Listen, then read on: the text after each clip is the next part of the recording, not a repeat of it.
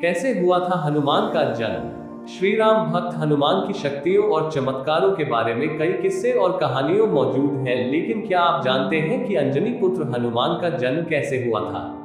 इसे लेकर भी कई अलग अलग तरह की मान्यताएं हैं। आइए हनुमान जयंती के इस शुभ अवसर पर आपको पवन पुत्र के जन्म को लेकर स्थापित कुछ ऐसी ही मान्यताओं के बारे में बताते हैं। हनुमान का जन्म एक वानर के रूप में हुआ था। इनकी मां अंजनी एक अप्सरा थी, जिन्होंने एक श्राप की वजह से पृथ्वी पर वानर के रूप में जन्म लिया था। हालांकि उन्हें ये वरदान भी था कि एक पुत्र को जन्म देने के बाद वह इस श्राप से मुक्त हो जाएंगी।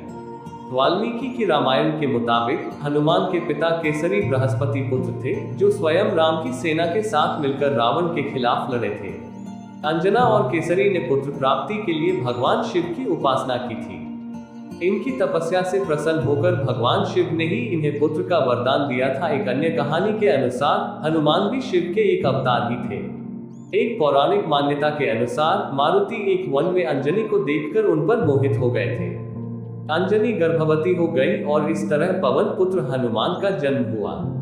एक दूसरी मान्यता यह है कि वायु ने अंजनी के कान के रास्ते शरीर में प्रवेश किया और वह गर्भवती हो गई।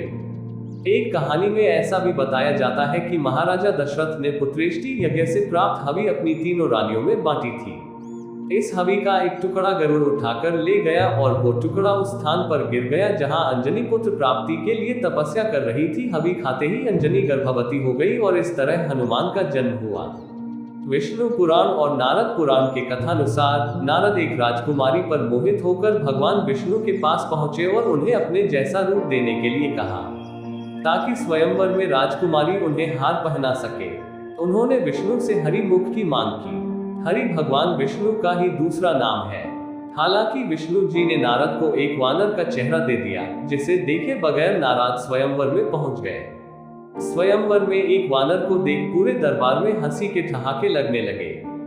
नारद ये बर्दाश्त नहीं कर पाए और उन्होंने विष्णु का श्राप दिया कि एक दिन विष्णु एक वानर पर निर्भर होंगे। हालांकि बाद में विष्णु जी ने नारद से कहा कि उन्होंने जो कुछ किया उनकी भलाई के लिए ही किया। नारद अपनी शक्तियों को कम किए बिना वैवाहिक जीवन में प्रवेश नहीं कर सकते थे। उन्होंने कहा कि संस्कृत में हरि का दूसरा अर्थ वानर ही होता है।